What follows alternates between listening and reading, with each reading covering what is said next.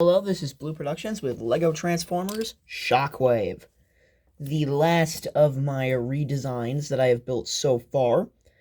I do have plans to build a Elita 1, RC, Wheeljack, Ironhide, Ratchet, Megatron, Astrotrain, all those guys. I do have plans for those, but this is the last one that I have right now. So here we have Shockwave in his Cybertronian tank mode. So the whole point of the Decepticons is that they transform into Cybertronian vehicles, and the Autobots transform into Earth vehicles, because the Decepticons don't think that they should lower themselves to need to disguise themselves as human vehicles. So Shockwave is all Cybertronian stuff. He's got a massive turret. You can see his head, but you don't really notice it that much. He's got some tank treads. Very small tank treads. He uses a lot of purple, like, Steve minifigure legs. Because he's basically built out of whatever purple pieces I have. For size comparison, here he is with his partners in crime, Starscream and Soundwave. And Studio Series 86 Jazz. So he's around as big as a deluxe in vehicle mode. To transform Shockwave, you're going to want to start by gripping like the earpieces and bring this off to the side so that this piece doesn't get ripped out. I'm just going to raise the camera real quick. Like that. Bring that back. There we go. So then you're going to want to take the front bits, these little front like cannon bits, and bring them up. Then you're going to want to split the legs and spin them around. Or actually, you're going to want to instead leave all of that there. Then you're going to want to bring the tank tread around and situate them like this. Bring the turret like base down. Bring up his ears. Attach the cannon to the front, and this down a little bit. And there we have Shockwave in his spaceship mode. Yes, in the Soundwave video, I did say that he was a multi-changer. He basically just gets a lot longer, so I'm not going to do size comparisons. And now let's get him into his third mode. You're going to want to start by removing that cannon and bringing the front of the jet/tank out like this. Bring these sections up. Bring his ears up. Attach the cannon to the back of his head again. Bring it up like this. And spin around, and there is Shockwave in his satellite mode, the first of his two sub-modes. So now let's get him into the fourth sub-mode,